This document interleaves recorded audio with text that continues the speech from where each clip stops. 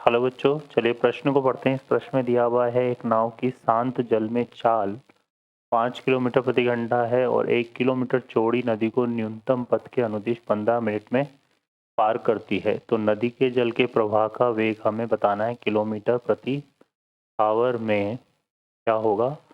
विकल्प हमारे पास है 1, 3, 4 √41। हल करते हैं बच्चों प्रश्न को। इस प्रश्न के लिए जो मुख्य अवधारणा है वो देख लेते हैं। मुख्य अवधारणा ये हमारे पास क्या हो जाएगी बच्चों? ये हो जाएगी हमारे पास चाल बराबर क्या होता है? दूरी बटा समय। ठीक है, हल करते हैं प्रश्न को। इस प्रश्न में देखिए हमें क्या बोला हुआ है कि जो चौड़ी नदी को न्यूनतम पथ है ना, तो न्यूनतम पथ जो दिया हुआ है, न्यूनतम पथ, इसकी दूरी कितनी दी हुई है? न्यूनतम पथ की दूरी दी हुई है 1 किलोमीटर। ठीक है, ये हमें दिया हुआ है।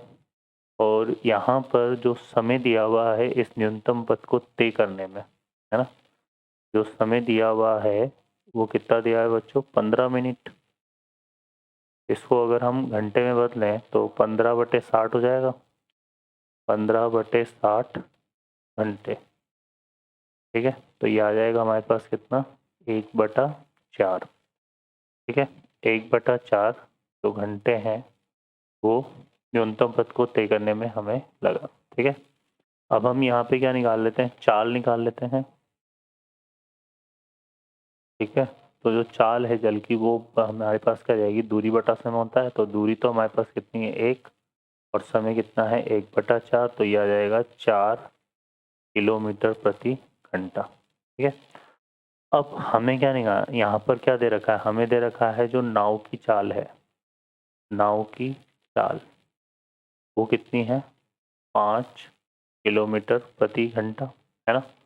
तो अब हमें यहाँ पे क्या निकालना है? नदी के जल के प्रवाह का वेग, है ना। तो नदी के जल का के प्रवाह का जो वेग होगा, प्रवाह का वेग, वो इन दोनों की परिणामी चाल के इक्वल होगा। तो परिणामी चाल हम कैसे निकालेंगे? यहाँ पे नाव की चाल का आ जाएगी नाव की चाल का वर्ग माइनस ये जो है नदी की चाल जो है उसका वर्ग कर देंगे, तो ये आ जाएगा। ठीक है, तो कितना आ गया बच्चों? 25 माइनस के 16, तो √9 का कितना आ गया? 3, तो ये आएगा 3 किलोमीटर प्रति घंटा। ये इस प्रश्न का उत्तर होगा। तो यहाँ पर हमारा सही ऑप्शन बी हो जाएगा। ओके बच्चों, I hope you understand well. Best of luck, thank you.